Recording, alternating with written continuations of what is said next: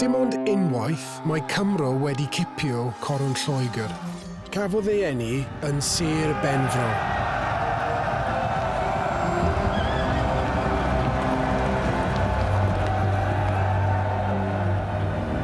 A dyma lle dechreuodd yr cyfan.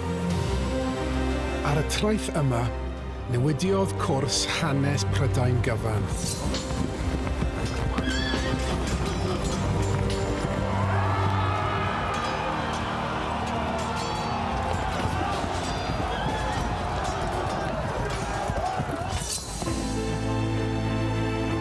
Richard Parks ydw i, nes i chwarae rygbi dros Gymru.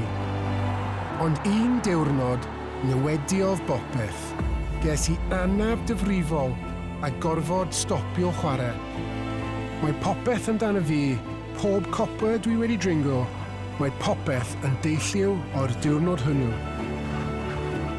Ydy'r un peth yn wir am hanes ein cenedl ni. Oes eiliadau allweddol wnaeth ffurfio ein Cymru ni.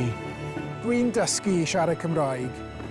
Braint ac antur, mwyaf fy mywyd ydy ecsblorio yn hanes ni, yn ein hen iaith ni. Dyma 24 awr newidiodd Gymru.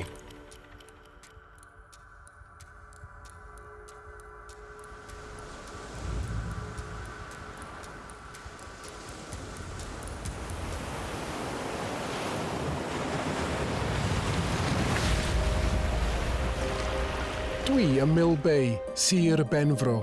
Y 1485, wnaeth Harri Tudur gyrraedd i fan hyn o Ffrainc.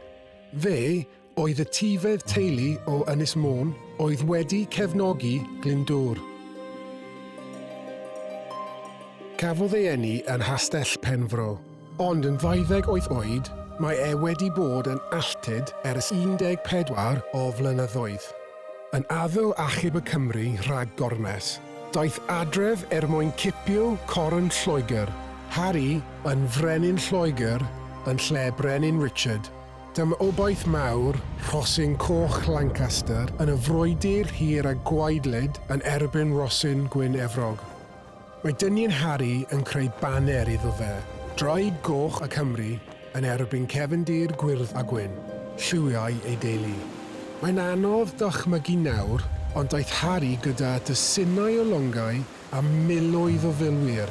Sgynnu beth oedd e'n meddwl wrth gyrraedd. Dyw e ddim yn gwybod am frwydr Bosworth, a dyw e ddim yn gwybod o fewn y mis bydd e wedi trechu Brenin Richard a dyfod yn Harri y Seithfed, Brenin Lloegr. Dyw e ddim yn gwybod bydd ei fab Harri y Wythfed yn torri gyda eglwys Rhufain ac yn un o Cymru a Lloegr o dan deddf seneddol.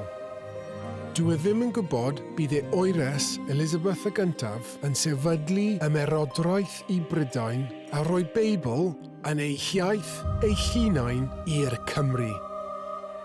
A dyw e ddim yn gwybod bydd ei faner, neu fersiwn ohoni, dal i chwifio dros Gymru bron 600 mlynedd ynys ymlaen. Ond mae Harri Tudur yn sicr o un peth. Pan fydd ei droed a dir Cymru, beth popeth yn newid.